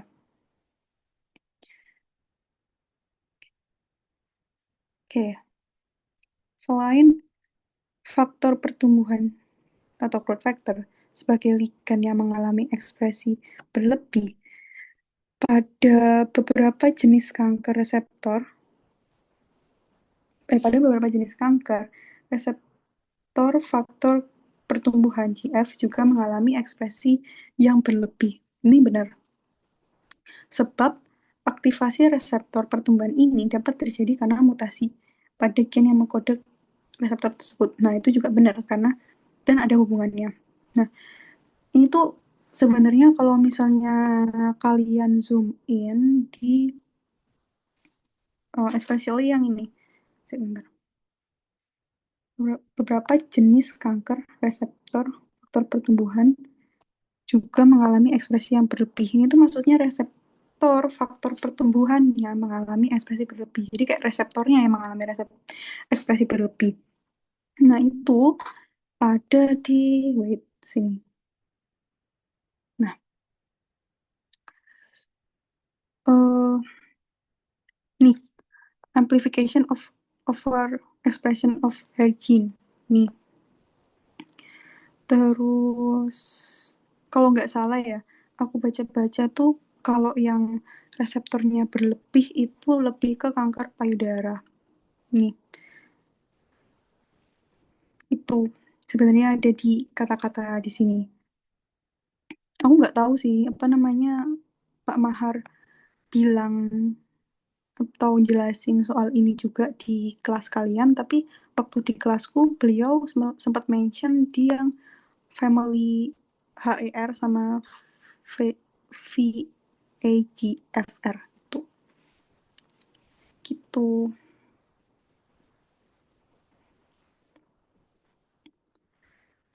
Mana tadi?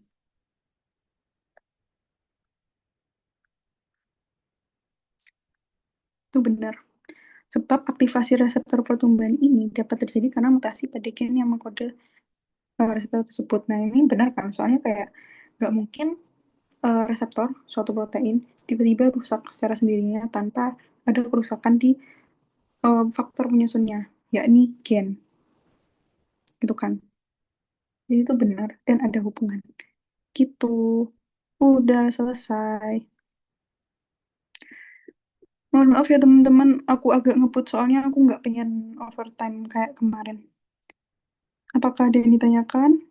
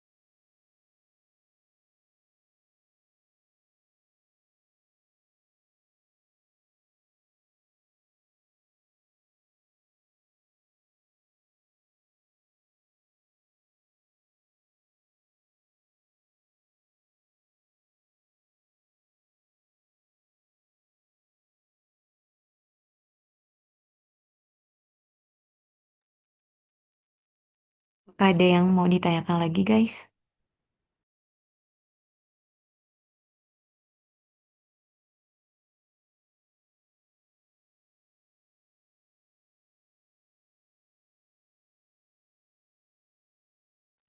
Kalau misalnya penjelasan dari kami kurang jelas, nanti bisa ditanyakan di PC maupun di grup ya teman-teman.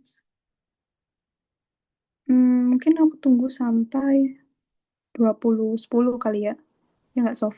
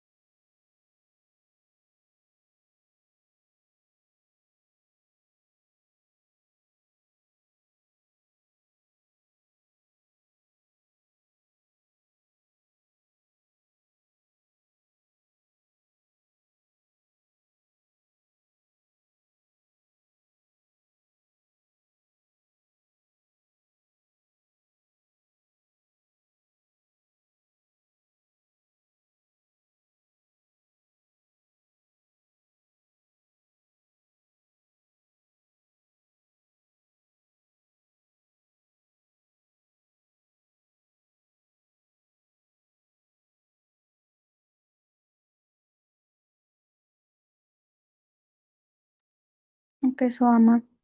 Oke, ini udah nunjukin jam 20.10 dan belum ada pertanyaan.